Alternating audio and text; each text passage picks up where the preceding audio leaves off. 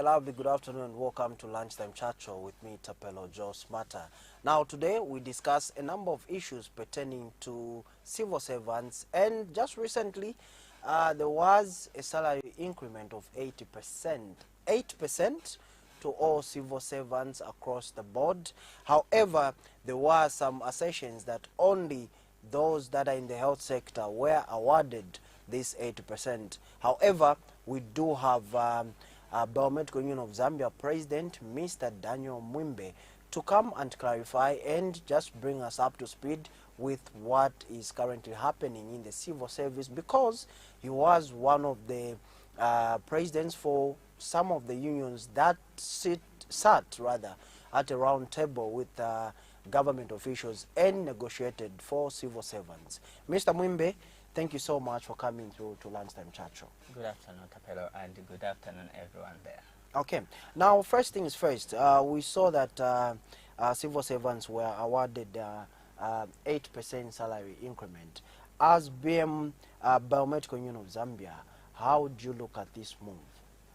Well, first and foremost, Capello, it takes a lot of matters to be put in place when we are having these negotiations. Okay. And first and foremost, we wish to commend the government of the Republic of Zambia for having remembered that indeed this was a critical time when we needed to sit together to cushion to look at the pairs of our people, of our members especially.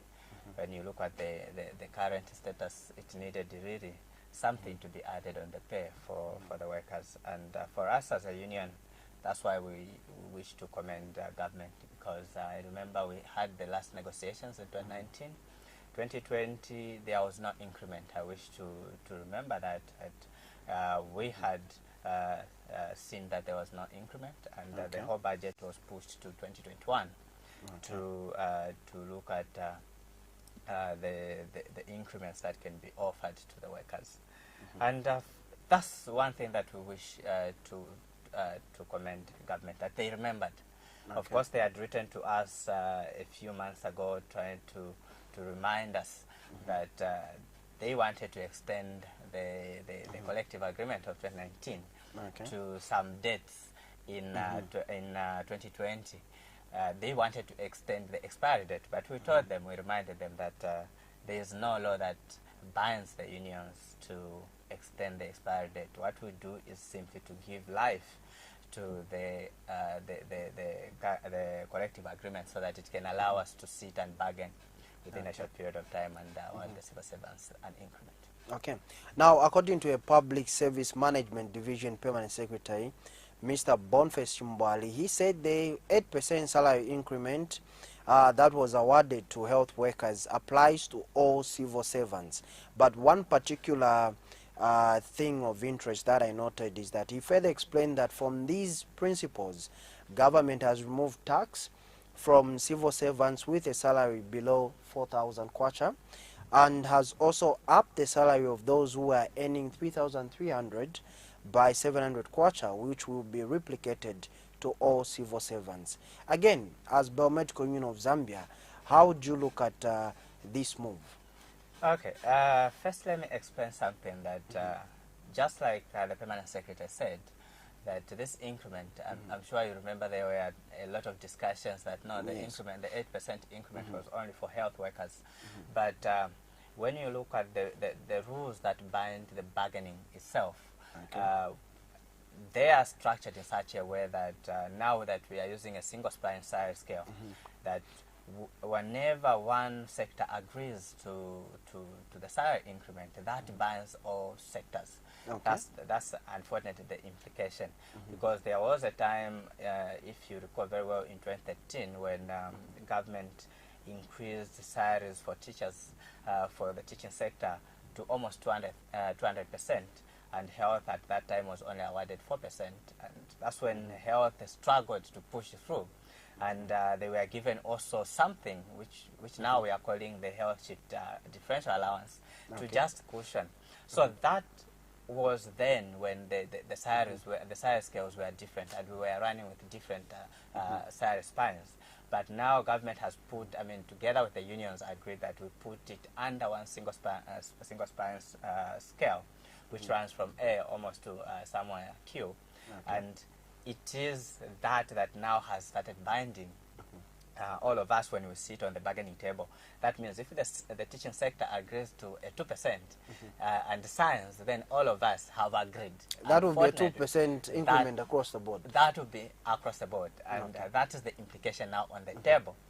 And I wish now to take you back to the question that you have asked, that from our side as a union, even when we were going for these negotiations, we knew that really the country was in a terrible state, and we already foresaw the budget. We compared the budget for 2018. If you recall, in 2018, government had budgeted something like 1.7 billion to be awarded as an increment to civil servants, and that resulted in a percentage between 7.4 and 9.6. That was a graded salary scale. Okay. That was not across the board, but it was a graded. That means each salary grade was given a particular percentage, starting from 7.4 to 9.6. The budget itself was about 1.7 billion, like I've said. So when we looked, as a union, when we looked at the budgeted amount for this year, for 2021, which was about 1.6 billion, we already foresaw that the increment was not going to be beyond 10% or beyond 8%, because it was within that resource envelope that we were actually sitting.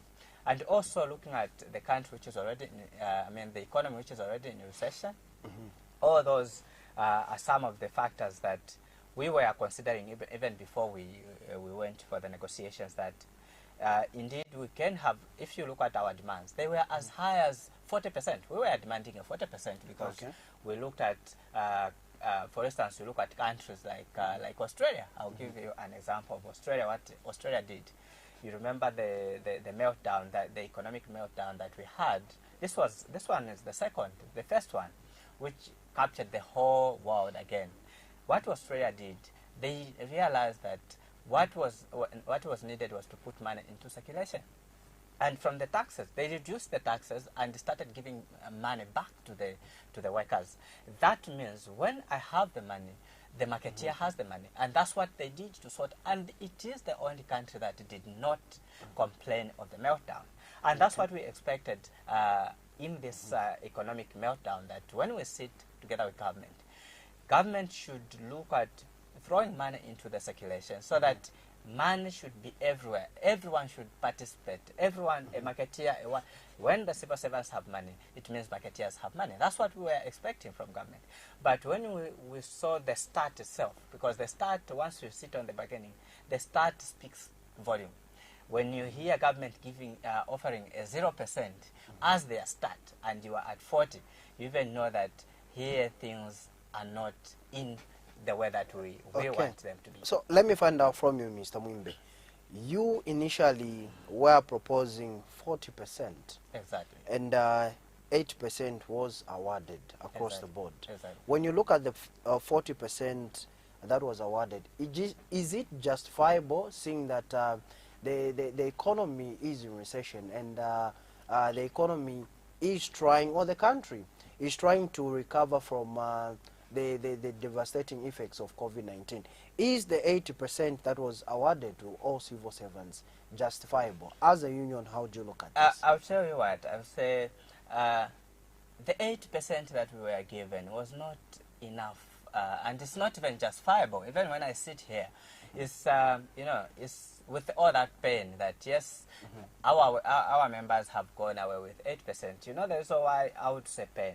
It's because there has been a lot of muscles coming in to help the economy, to help the country perform, to help in the area of COVID. And people have been seeing, our members are seeing money flowing and going where and where, unjustifiable. But you sit on the table, government wants to justify that they can only offer up to a certain percentage. Yeah. I'll give you that example, that our demands were as high as 40%. What that translated into Tapelo when you come now to the monetary terms, that was about 28 billion kwacha that we were demanding government to source and give our members. Okay. Yeah, and we knew that government could afford, but again, we had also in mind that that's why when we sit on the bargaining, it is not what I want should happen. It takes a lot of reasoning. It takes a lot of understanding, trying to understand the other side, and also the other side, demanding the other side to understand your side. That's what happens on the bargaining table. And I'll tell you what, the wage bill right now of government is sitting at 65 billion kwacha. And then when you look at you compare that to the budget is just 119. That means the few 500,000 workers that we have in Zambia are the ones that are getting almost, I'll tell you, almost 70% of the chunk budget of the budget is thrown to the 500,000 that we have. Now, look at the 17 million population remains with the other 30%. So that's where we also have, took time to understand those issues to see how do we help, in as much as we are awarding an increment on the salaries, we should also try to support the economy to continue performing. Otherwise, if you add the 28 billion that we were demanding on the already 65 billion, you are already almost getting 90% of the budget, the allocated budget, towards salaries for the whole year. And that's where, even as unions, and that's what we are trying to explain to our members, that negotiations, it's an art. Negotiation is an art. You don't just get exactly what you went with. It takes give and take. It's a give and take. So what the other party is offering, you look at it. Does it suit what I am demanding? Remember, I said they started from 0. For us to come back from 40 and meet at 8, it took good number of days trying to argue. Tell us about when you started negotiating, the day and and I'll tell you what, that sometimes our colleagues from the other party, that is the government side, they play a lot of delaying tactics so that you head towards the last days. That's when they'll start now trying to pin you down. When we started on the 16th, we expected that, that was 16th November, we expected that from the start, looking at the year, it was a critical year. We are talking about 2021, which is a very critical year, especially to the government. And we expected that that would be the twisting arm, the twisting end that we can at least tie them to say it's a critical year. But and also looking at already a lot of things have happened where we have seen money being flashed everywhere. We thought there was money. So the unions were dribbled on this one. I'll tell you that. We had to concede. I would say we had to concede and say, colleagues, there is no money that we can claim there is money. Looking at the economy, which is already in recession, we are now producing a negative.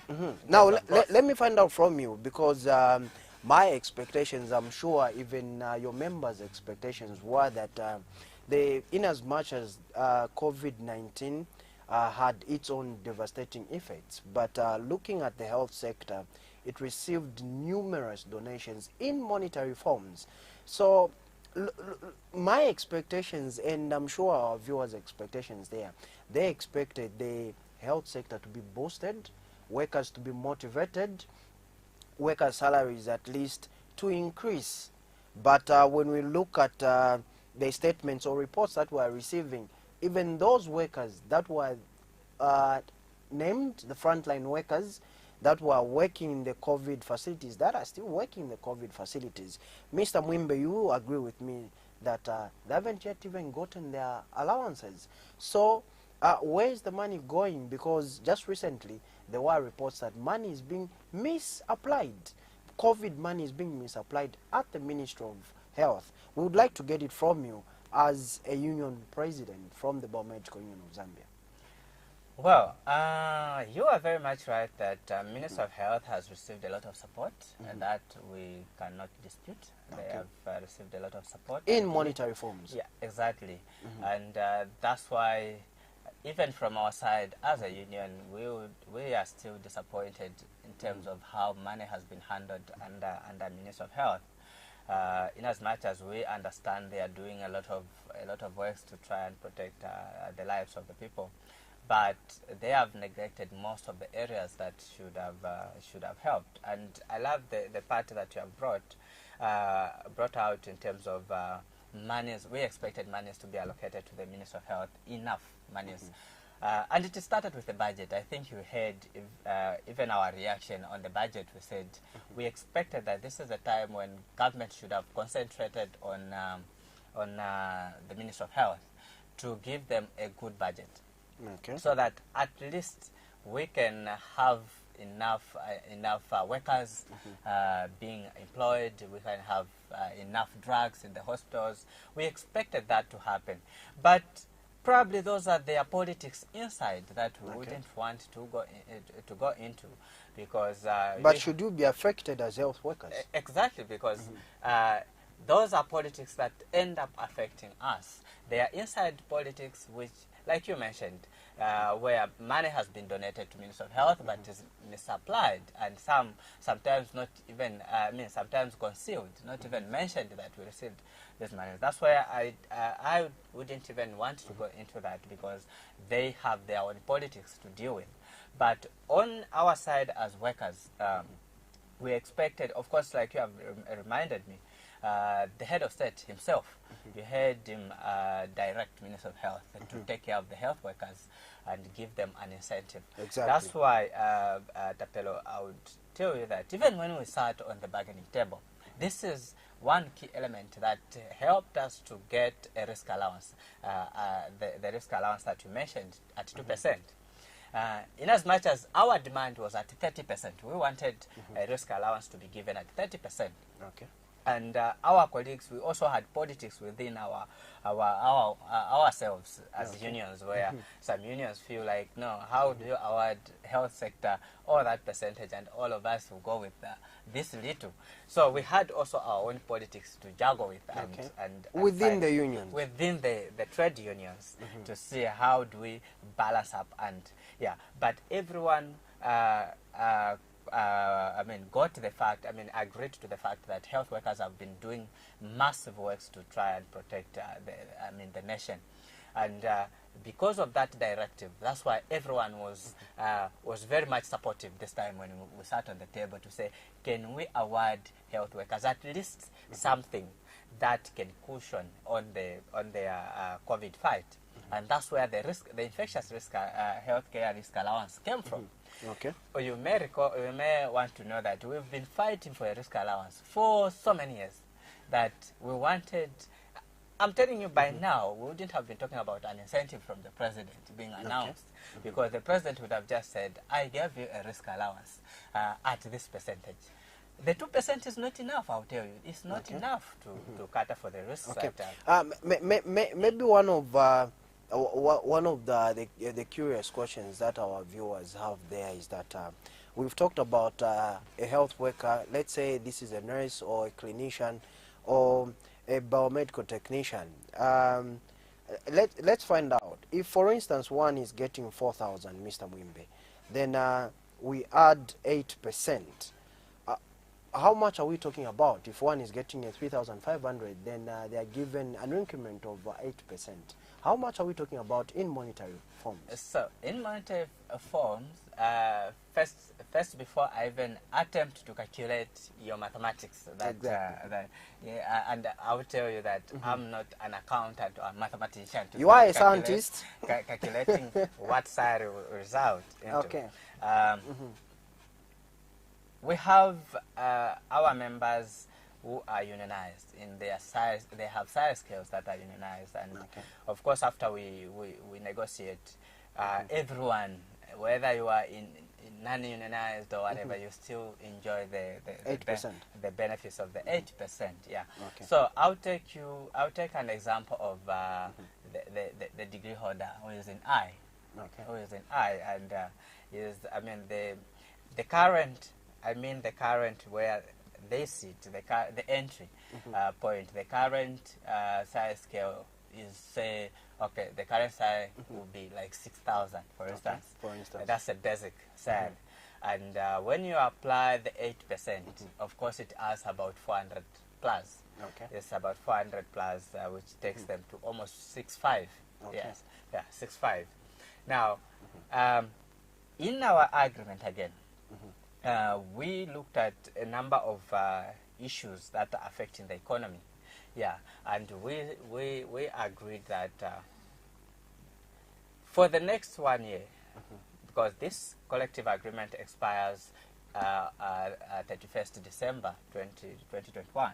Okay. Yeah, and we agreed in that document that all other allowances, you know that allowances are applicable. I mean, they go with the basic salary, but we decided to have a risk allowance applied to the new salary scale, but the rest should continue running the way they have been running, so as to try and just protect the current status of the economy and not to run into, because at the end of the day, we also reason that there will be a time when government fails to pay salaries. And when that time comes, it will be our members that will be affected. So all those, that's why we try to meet the ends to say, what can we get? I'll throw you back to 2019. When we were offered 4%, you will recall that it's only health sector, the health sector unions that didn't agree to that. And signing that took us 2 months after they had already signed. Okay. For us to just, because like I told you, we are now using one single size span scale. That means once one union agrees, the other unions are bound. So if it's a teacher union that agrees, then this will affect... The rest have been bound. Okay. That's an implication. And also, it calls for us also to strategize. For instance, in 2015, in 2019, what we wanted to do was to go to court as health sector. Okay. Now, the implication of that would have been, us going to court would have bound all the other sector unions if they had not agreed, because us, we had resolved to go to court, so we would have bound them to go with us to court. Now, what government would have done, which we read again, would have done was to go and stay the case. Would have put an injunction in court and stay the case, meaning for the rest of that time that they would stay the case, we wouldn't have been negotiating. If they wanted, they would have said for 5 years. Meaning, in the next 5 years, we wouldn't have negotiated. Those are some of the things that we looked at. And also, there was a time when our members from subsectors reacted that why have you decided to extend the collective agreement when in fact it expired on 30th June? Why not, I mean, that was 30th June, 30th June that it expired. And they were saying, why have you decided to extend? And the whole implication is that if we don't extend, do you know the implication? Government can at some point decide not to pay salaries. And what they will say is, your unions and ourselves have not renewed your conditions of service. That's the implication. And at the end of the day, it is us that are seen to be suffering. So those are some of the gymnastics that bind the bargaining table, unfortunately. Okay, so let me find out, Mr. Mwimbe. The bargaining has been concluded, agreements have been made, we are now moving on. Let me find out, when is the new salary scale going to be put in effect? Is it going to reflect in the, let's say, for instance, December pay slip, or maybe we're talking about next year, or indefinitely? When? So, the agreement is very clear, Tapelo, that 2021, effective first January 2021, these new conditions of service will come into effect. Okay. And it's not only, for the health sector, it's not only the 8% and the 2% that we are talking about, the 2% for risk and the 8% has the across the board salary increment. We also have other allowances that we've been fighting that were queried by the Auditor General. For instance, the COVID-19 allowances. First before you go to the COVID-19, we talk of the health shift allowance, which was queried by the Auditor General. And the moment the Auditor General queried, government decided to go in and start recovering, start dropping people off that allowance. And we fought so hard, even going as high as the bigger officers, to just ensure that that allowance was given back to the health workers. Because what happens is, whenever something is queried on the bargaining table when you sit, and something has been queried afterwards, because this document is approved by Minister of Labour, both the bargaining units are supposed to go and sit on the table. If you query, for instance, your government, you query something and you want to have it rectified, you cannot rectify it on your own. Okay. You have to call the bargaining unit from the other side, so that we sit and then we agree that yes, it needs to go out. But what the government did, they simply went ahead and started removing people from that allowance and recovering from some, which we have fought, and it has been given back now. And we are happy as a sector that now our people will get back that allowance, and we hope that as we engage, even those that have come on board need to start getting that. We can expand it to accommodate others that need to get that allowance. But also on the COVID-19? On the COVID-19 package, as you put it, as allowances. Yes. I had already indicated that we looked at a number of issues that the President has directed that we need to give an incentive in terms of COVID-19 package to cushion on the health workers. But the directive was mostly saying frontline. Now, to isolate which one is frontline, you understand that health workers, wherever they are actually having to battle with these COVID issues. Okay. They are actually, those that are in centers that have been identified are even more protected than those that are in centers that are not identified, because they are meeting patients without knowing that these are COVID patients. So that's why we said, can we award them, using that same incentive that the President directed, can we award them an allowance on their payslip, so that they should be receiving every month? I'll tell you that if it was going to be given as an incentive to health workers as a package, very few would have received it. Okay. A lot of people wouldn't have received it. Okay. And you would have had a challenge in terms of who is a frontline officer, who is not a frontline officer. And some, it would have been an animal farm, Tapelo, that others would have received, others would have said, we have never seen that money. And even giving, maybe it would have been a 500, whatever, you would have seen a lot of So it needs to be uniform. That's why we said, can we give them a risk allowance? Okay. Because when we coin it as a risk allowance, it means every member, even that one in Siangombo, in Vubu, in wherever they are, they shall receive this on their applicable to everybody. Yes, it will be applicable to everybody. And it comes into effect on the 1st of January. Okay. That means the January payroll will have these new conditions of service. So that's what we agreed and thought could be helpful to the health workers. I would agree that the 2% was not enough, because, like I told you, we were at 30%. Even for government to come and say, we can offer only up to so much, up to 2%, it was very painful, because the last we stood at was 10%.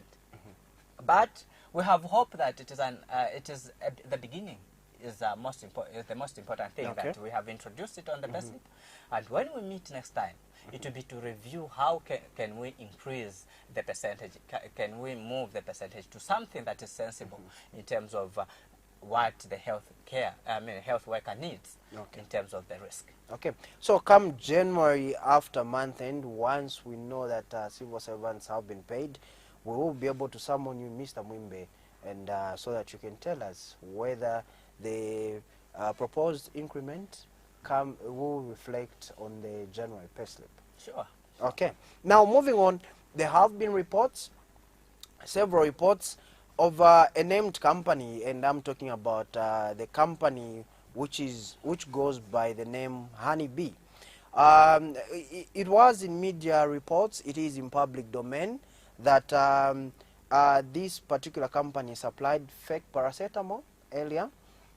Then again, there have been some reports that there are some testing kits that have to do with some STIs, that's syphilis, and some pregnancy test kits that are not that have expired or malfunctioning. We want to get it from you. We want to get it from you from a scientific point of view. You are a scientist. What are some of the risks of using expired testing kits? And these, according to several investigations that we've carried out and the media reports, these are being taken to rural areas. And we want to find out most of the people in rural areas are not well vested with information that has to do with testing kits, information that has to do with modern technology per se. From a scientific point of view, Mr. Mwimbe, we want to find out from you what are some of the risk factors of supplying fake testing kits or malfunction testing kits and fake paracetamol, so to say. Thank you very much, and it's good that you've brought it out here, that we attempt to discuss the matter of such nature. From the scientific point of view, Tapelo, I would say these kits that are being circulated using, first and foremost, using testing kits that are not in shape, so to say. Should we say that expired or they are not working? I mean, there are a lot of implications that come with that. You talk of putting, sometimes because of the results that you produce, and especially that you mentioned that these are in the areas where people don't even understand much. I'll give an example of the health center where we don't have a laboratory personnel, but we have a nurse who is going to do a test, and then for instance syphilis, and they find that it is positive. Meanwhile, it's not a positive case, but then they will report it as positive, and that person, that means that patient will be on treatment, heavy treatment of these STIs. And what some of the issues that may result are issues to do with increased resistance in patients, drug resistance in patients. Because you start treating somebody for something that they don't have. And not only that, also there is a lot of damage that you are doing to the body. You are giving somebody treatment that they are not supposed to take, in the end, overburdening the liver, overburdening all those body parts that are involved in clearance, clearing these issues, the clearance processes. So in the end, you are increasing, one summary I would give is to you are trying to increase resistance to drugs. You've heard of AMR, which is antimicrobial resistance that people have. And just a few weeks ago, we were actually talking about antimicrobial resistance. Exactly. And this is what we have seen in most areas, that where they have supplied these items, these testing kits, the people that are using them are not qualified. Okay, let's talk about a place like Kwanabwadia. Exactly. Where you find the person attending to patients probably is just a trained health community worker. Exactly. And they don't know how to interpret the tests, or they don't know how to use these testing kits. And this is a lady that comes to the clinic, and she's tested positive for a pregnancy test. And she's put on antenatal, for instance. What are some of these implications, Mr. Mwimbe? Because we want to find out from you, being a scientist, and if these kits have already been distributed, meaning that it's going to take not so long when we have reports coming from all those places where these kits are being taken. Yeah, and I will stand on the point of my oath as a health worker that my allegiance is to the safety of the, to keep the safety of the public as a priority. And it is saddening to find that or to hear the information on the ground that these things that have been sent there are actually performing in that manner. Because from the scientific point, whenever we receive a kit, there are processes that kit undergoes, and the first process is validation. You need to validate.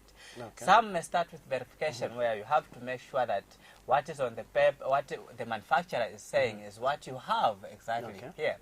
You verify that, yes, but the process of validation is very cardinal, because you want to see, is this kit workable? It might have worked somewhere else, but is it workable using my conditions here in Zambia or here in Nawaria where I am? Now, there in Nawaria, like you have mentioned, you will not find a trained personnel, like a medical laboratory personnel who understands these gymnastics that go on.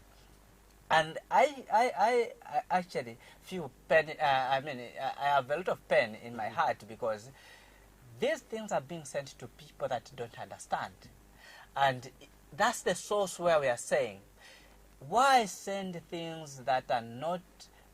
It's like somebody wants to not to show, to show that they are working. They want to show that they are working, but they are doing a wrong thing. And I wish to tell you that Biomedical Society of Zambia, which is a professional body from ourselves, is actually carrying out an investigation to see what is on the ground, so that then they can give a statement on this particular matter, because it is very saddening that we can allow a situation where people are being given wrong drugs, being given false results, because then at the end of the day we are killing the population. You don't know the drugs that they are being put on. And we had a situation here also in Lusaka, where some laboratory somewhere, I wouldn't want to mention it, some laboratory somewhere was giving fake results, where they would give fake results, like somebody was even misdiagnosed that this patient had cancer. And you know how heavy the cancer treatment is. Chemotherapy, for instance? Exactly. Chemotherapy. You don't have cancer, but you are being treated. And this, I think we even heard it from the Copper Belt happening, that people are being treated on conditions that they don't have. So in the end, we are killing people slowly. Why would you subject somebody to such heavy treatments when they don't have such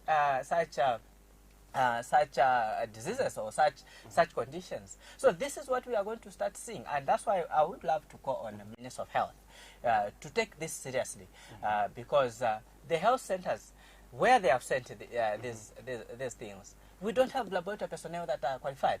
Can we have laboratory personnel, qualified laboratory personnel? We expand the establishment.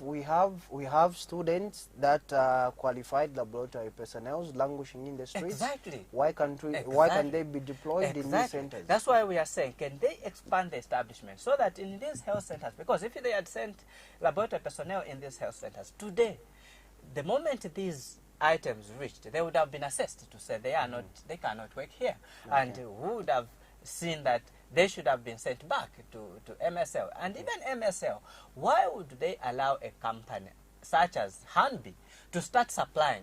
We need to know who is the owner of this Hanbi, because what we are seeing now is a cartel of some colleagues within the system that are using this Hanbi to supply. Like we talked of Panadol, the paracetamol that they have sent in these areas, expired which paracetamol. is expired, very much expired, and this is what our people in these facilities are receiving. So is it an issue, in conclusion, let me find out from you, I know you're not an expert on this one, but when you look at it from a perspective of not being a scientist or not being a union president, but a perspective of being a Zambian citizen, is it an issue of kickbacks? I would say so, because that's what we see.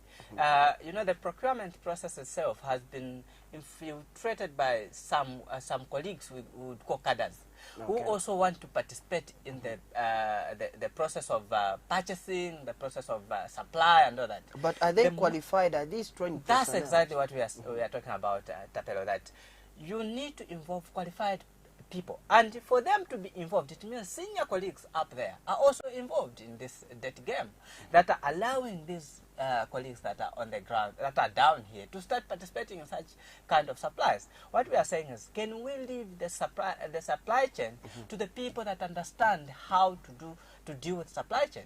If it means issues to do with the drugs, can we leave it to the pharmacists? They understand which drugs are supposed to be. If it is issues to do with laboratory commodities, there should be a laboratory personnel, qualified laboratory personnel to validate, to supply those, to say, this is what we have received. But what we are seeing is even cadres somewhere, we didn't mention them. Those are also involved. They want something to... Some kickbacks. That's the challenge that we have. And if only we can clean that system, that's the only way we know that... So the system needs sanitizing. Exactly. Okay. That is the word. We need to sanitize the system so that we can have the best... We are talking about quality healthcare service, and that's why the universal health coverage is here. That even my grandmother was in the village in Mambwe, in Mbala there, Mambwe and Tanzuka, whatever those villages, they should receive the same quality care service that we are seeing elsewhere. That's what we want. And if we are going to start supplying them fake drugs, expired drugs, fake testing kits, what kind of healthcare are we talking about? So at the end of the day, these so-called cadres don't even understand the efficacy of drugs. And exactly. Okay, Mr. Mwimbe, thank you so much for making an appearance on Lunchtime Chat Show. You know, when you're having a great discussion, time is not always the best ally. Exactly, and I'm so grateful that you featured me today. It's been long. It's been long. No wonder we are saying in January next year, 2021, may the good Lord reach us there, so that you can come and give us a conclusive report on whether these proposed increments will be reflecting on the January payslips. Thank you very much, Tapelo, and thank you to everyone who followed us. Okay, so there you have it, ladies and gentlemen. To all our viewers that tuned in via the Topsa decoder, we do appreciate your association with the finest television in Zambia. To our viewers on Facebook, thank you so much, and thank you so much to the production team, my director Patrick Musonda, assisted by Mr. Ranex there. Thank you so much, and thank you so much to my guest, Mr. Daniel Mwimbe, Biomedical Union of Zambia President. Until next time, I'm Tapelo Joe Smarter. Good afternoon.